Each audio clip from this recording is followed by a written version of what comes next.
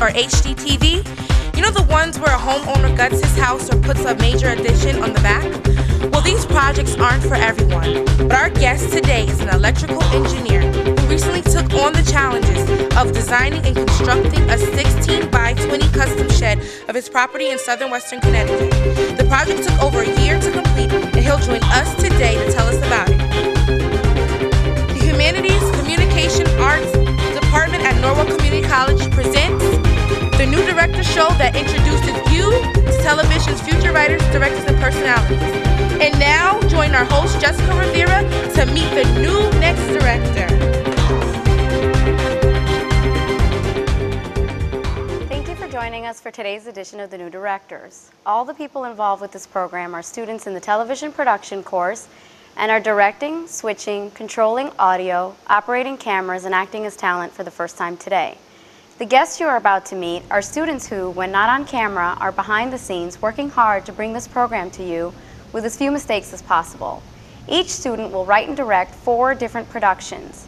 This program will give them the chance to talk about themselves, the productions they have completed, and give you the chance to get to know them and watch their progress throughout the semester. Our guest today is an electrical engineer and NCC student who has always enjoyed carpentry and home improvement as a hobby.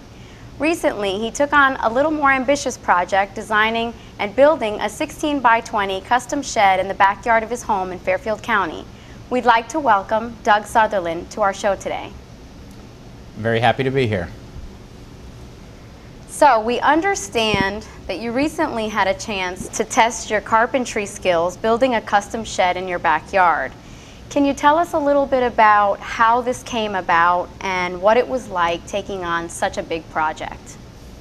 Yes, well, I've always enjoyed working with my hands. I've always done a lot of home improvement projects around the house that involved carpentry, plumbing, electrical work. When my wife and I first got married, we came very close to building our first house, but in the end we bought an existing home. So I always had an itch to work on a bigger project than that. So over the years we began to fill our garage with more and more tools, and we ran out of room, and I wanted to buy a snowblower to help me out in the winter, and there wasn't any room. So the shed seemed to be the logical solution to that. Working on the shed was a lot of work, but I really enjoyed it. We spent a lot of time planning and designing the shed.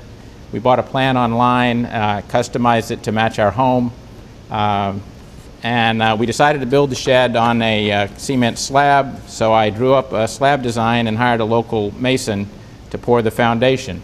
Watching them work on the slab was really interesting. Masonry is not something that I do, and it was fun to watch them taking the raw cement and turning it into a nice smooth slab. Once the slab was poured, winter was coming on, and so we had to wait till next summer to begin work. And that's when the fun really began. We built the walls and we raised the roof in a couple of weekends, and it was very exciting looking back at the end of a long day and seeing what we had accomplished. Over the next few months, we shingled the roof, we nailed up sheathing, we installed windows and doors.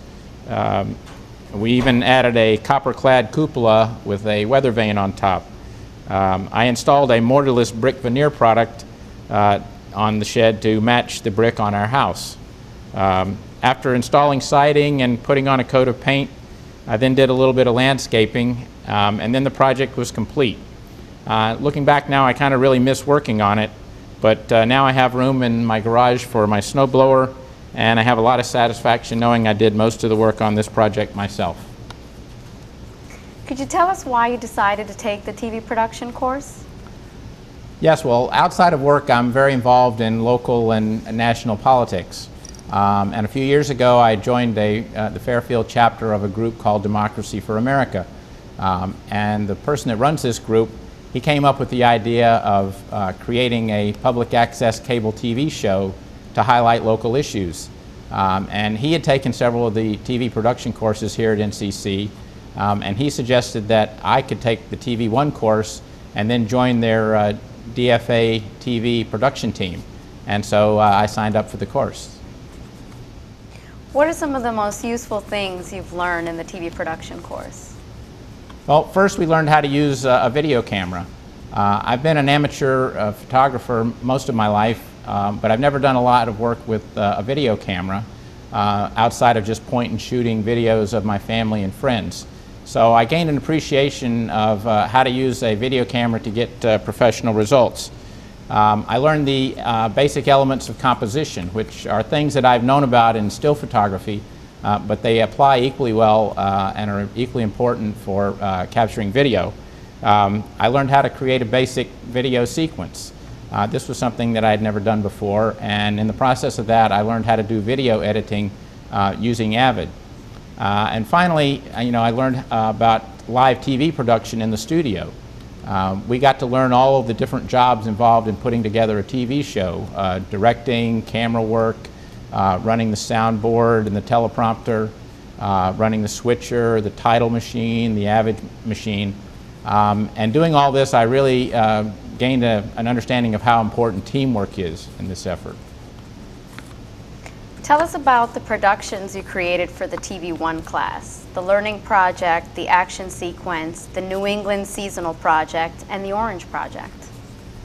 Yes, well, the first project was a basic learning project that was to familiarize us with the video camera and learning the basic video shots.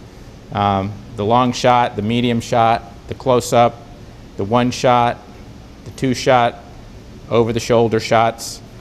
We also learned about how to control the camera, how to adjust the aperture, how to adjust focus, and how to make use of depth of field in order to compose our pictures and focus the audience's attention on what we wanted them to see. Next, we used what we had learned to make a basic video action sequence showing someone doing something. I made a storyboard, sketched camera positions, and used basic video techniques like cutting on the action and close-ups to let the audience see what was actually taking place. Using Avid, I then edited the shots into a complete sequence.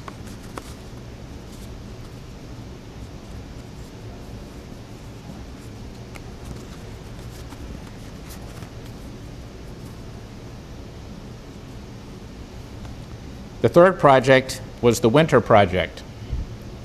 In this project, I used what I had learned to create an artistic nature video.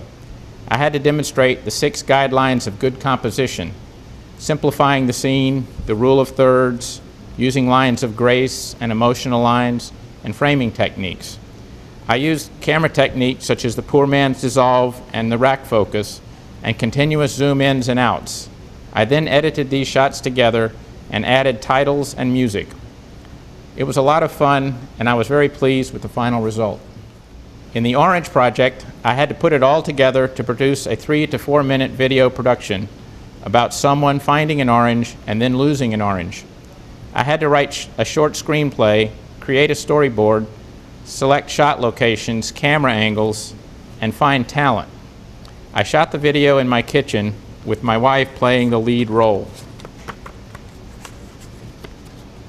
Now, I know you had one project that you felt was your best. Tell us about it while we watch a sample of the video with the music you selected. Yes, the Orange Project was probably my best project. Let's watch a little bit of it.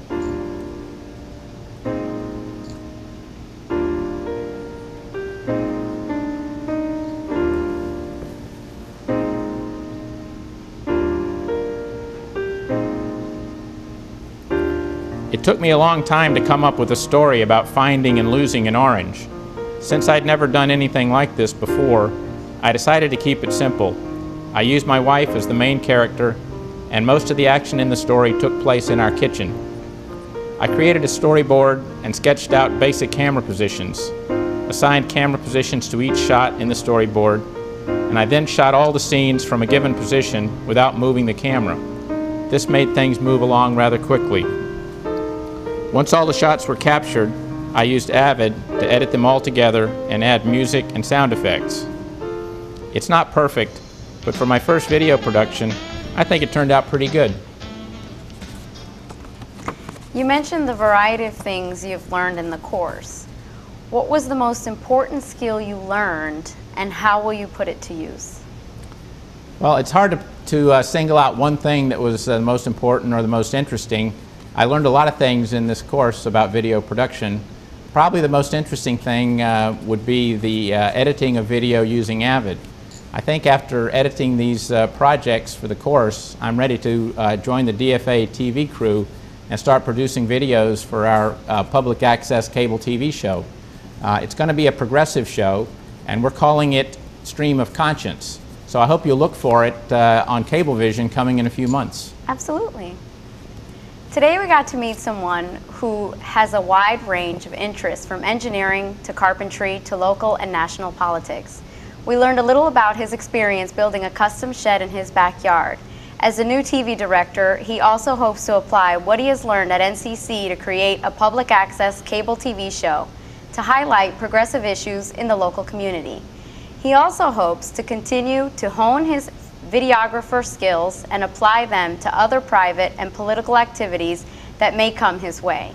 We'd like to thank our guest, Doug Sutherland, for joining us today. Thanks for having me. We hope you enjoyed meeting some of television's future directors, and we hope you will continue to watch us each week to watch our progress. Thank you and good day.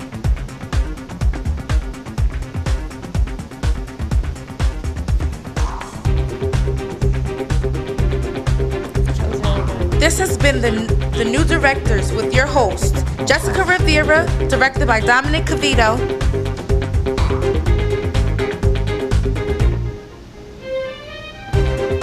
And I'm your announcer, Taylor Hill.